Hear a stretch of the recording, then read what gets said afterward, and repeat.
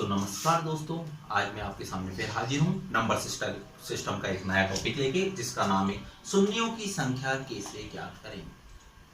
और मैं RS vision academy मेरे चैनल का नाम है। यदि आपने मेरे चैनल को अभी तक सब्सक्राइब नहीं किया है तो सबसे पहले जाएं, उसको सब्सक्राइब करें और ज़्यादा से ज़्यादा लोगों को शेयर करें और इस वीडियो का लाभ लें।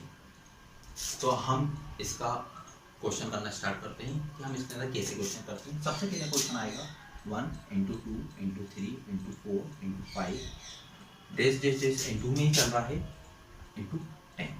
अब इसके अंदर क्वेश्चन में पूछा गया है कि बताइए शून्यों की संख्या कितनी होगी। क्वेश्चन पूरा लिख देता हूं कि शून्यों की संख्या कितनी होगी। शून्यों की संख्या कितनी होगी, ये हमारा क्वेश्चन है। अब इसको सॉल्व करने के लिए सबसे पहले तरीका है कि जो भी लास्ट डिजिट दिया हो हमारा जो भी लास्ट में दिया हो उस लास्ट की संख्या को हम किससे डिवाइड करेंगे, 5 से डिवाइड करेंगे। 5 से डिवाइड करेंगे तो कितना बचेगा हमारे पास, 2। तो 1 से लेके 10 तक की संख्या में टोटल कितने शून्य आएंगे। ये जो 2 आया है ये हमारा आंसर आया है। ये जो 2 आया है हमारा क्या है, आंसर आया है। अच्छा, अगर हम इसी क्वेश्चन को और थोड़ा सा आगे बढ़ाते हैं, अगर मैं यहाँ पे 1 से लेकर 50 तक शून्यों की संख्या की बात करूं, यदि मैं यहाँ पे 1 से लेके 50 तक शून्यों की संख्या ज्ञात करने की बात करूं, तो हम इसके अंदर क्या करेंगे, तो हम इसके अंदर सबसे पहले क्या करेंगे, 50 को हम कितने से भाग देंगे, 5 से भाग देंगे। 5 से भाग देंगे, हमारे पास कितना बचा, 10। अभी ये जो 10 आया अब हमारा आंसर नहीं है। 10 आंसर क्यों नहीं है, यदि यह संख्या 5 से कम आई होती तो हमारा आंसर वो होता। अभी भी 10 आया, अब 10 5 से भाग जाएगा, बिल्कुल जाएगा 10 में। कितनी बार जाएगा, 2 बार जाएगा। 5 दूनी 10, 10 आ गया। अब यहाँ पे हमारे पास ये 2 संख्या आएंगी। अब इन दोनों संख्याओं को हम क्या कर देंगे, प्लस कर देंगे, तो हमारी निकल जाएंगी अगली शून्यों की संख्या। तो अगली शून्यों की संख्या इसमें कितनी होगी कि 1 से 50 तक की सभी संख्याओं को यदि मल्टीप्लाई किया जाए तो हमें शून्यों की संख्या कितनी जाएगी, 12। अच्छा, इसी प्रकार से हम इसी क्वेश्चन को और आगे बढ़ाते हैं। हम यहाँ पे 50 के बदले में हम लिख देते 1000। हम 50 के स्थान पे हम यहाँ पे क्या लिख देते हैं, 1000। अब 1000 हमने लिखा है तो हम इसको फिर से सॉल्व करेंगे। अब क्या करेंगे, हम देखते हैं आगे। 1000 को फिर वही 5 से डिवाइड करेंगे, करा हमने, 5 दूनी 10, कितना आया हमारे पास, 200। अब हमने क्या करा, फिर से इस 200 को 5 से डिवाइड करा, कितना आया, भाई 40। ठीक है, फिर हमने 40 को 5 से डिवाइड करा, कितना आया, 8। फिर हमने 8 को 5 से डिवाइड करा, अब हमारे पास कितना आया, कितनी बार गया, 1 बार, 5 का 5। अब हम इन सबको क्या करेंगे, सबको प्लस कर देंगे। अब हम इन सबको प्लस करेंगे, 9 4 2। अब यहाँ पे हमारा आंसर क्या आ गया, शून्यों की संख्या कितनी आ गई, तो यहाँ पे हमारे पास शून्यों की संख्या आ गई 249। ठीक है दोस्तों, अब इसके साथ हम इसका चेंज करते हैं। 2 में हमने लिखा है 2 into 4 into 6 into 8 into 10 से लेके कहाँ तक 50 तक। ये सभी जो संख्याएं हैं, कौन सी संख्या है, सम संख्याएं, इवन नंबर्स हैं। अब इवन नंबर्स की जब कभी भी बात होती है, इवन नंबर्स के अंदर जब आपको पूछा जाता है तो हम क्या करते हैं, अब हम लास्ट क्वेश्चन में हमने क्या पढ़ा था कि जो लास्ट संख्या रहती है हम उससे हम 5 से डिवाइड कर देते हैं। अब इसमें ये नहीं होगा। अब हम देखेंगे कि 2 से 50 तक में टोटल कितनी संख्या हो रही है, 25। अब हम इस 25 को क्या करेंगे, 5 से मल्टीप्लाई करेंगे, तो कितना यहाँ पे बचेगा 5। अभी भी 5 से जा रहा है, 5 बन जा 5। टोटल शून्यों की संख्या कितनी आ गई यहाँ पे, 6। अच्छा दोस्तों, अब आपको ये समझ में नहीं आ रहा होगा कि हमें 25 कैसे आया। तो 25 निकालने का एक सिंपल सा तरीका क्या होता है, जब कभी भी n निकालते हैं तो n बराबर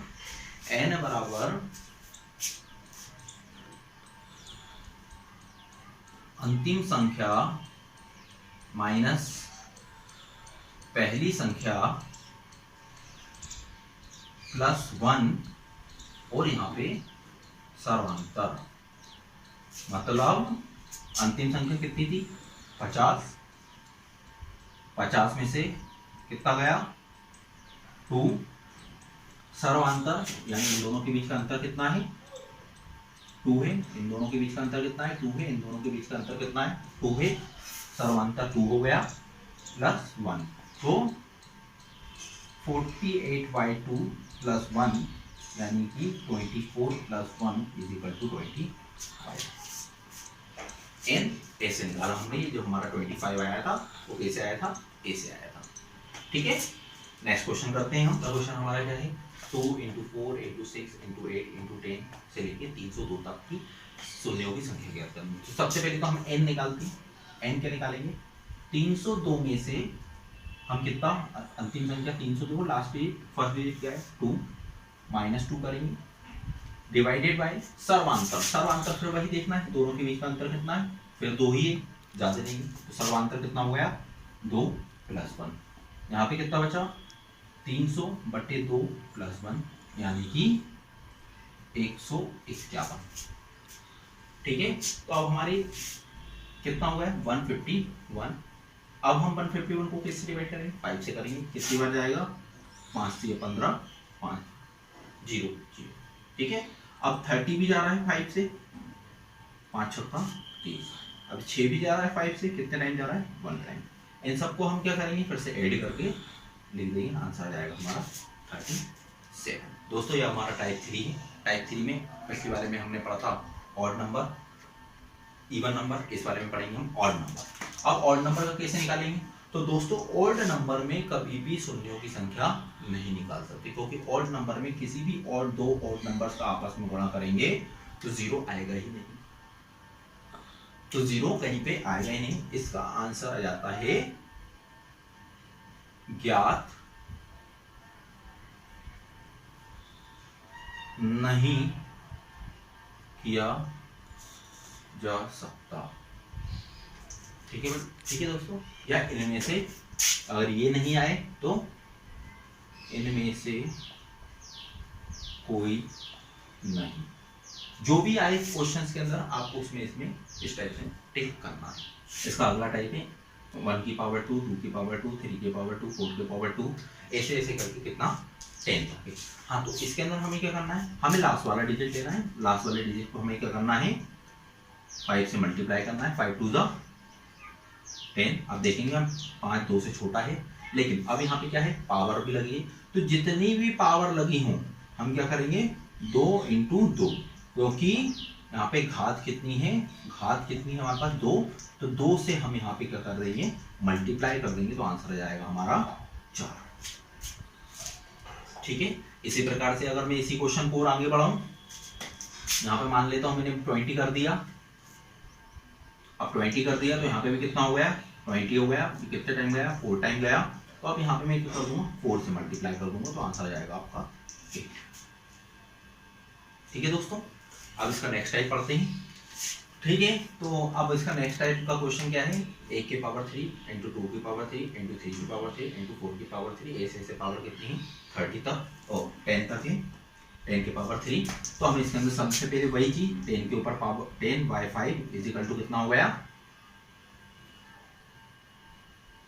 2। अब यहाँ पे फिर वही घात कितनी है हमारी, यहाँ पे घात 3 है, तो 2 × 3 ये जो घात है इससे हम क्या करेंगे इसका मल्टीप्लाई कर देंगे, तो आंसर आ जाएगा 6। इसी प्रकार से कोई से भी क्वेश्चन होंगे जिसके ऊपर जितनी भी पावर होगी, तो पावर वाले क्वेश्चन को हम कैसे सॉल्व करेंगे, ऐसे ही इसको सॉल्व करेंगे कि पावर से जो भी हमारा आंसर आएगा उसको पावर से मल्टीप्लाई कर देंगे, तो हमारा आंसर आ जाएगा। तो दोस्तों ये जितने भी शून्यों से रिलेटेड जो भी क्वेश्चंस थे, जो आपके एग्जाम्स के अंदर आने वाले क्वेश्चन थे, उन सभी को मैंने इस टॉपिक में कवर कर लिया है। अब नेक्स्ट टॉपिक में अपन इसी का अगला पार्ट लेंगे, और अभी तक यदि आपने हमारे चैनल को सब्सक्राइब नहीं करा हो तो हमारे चैनल को सब्सक्राइब करें। हमारे चैनल का नाम है RS विजन एकेडमी और मैं हूं राहुल सर। Thank you.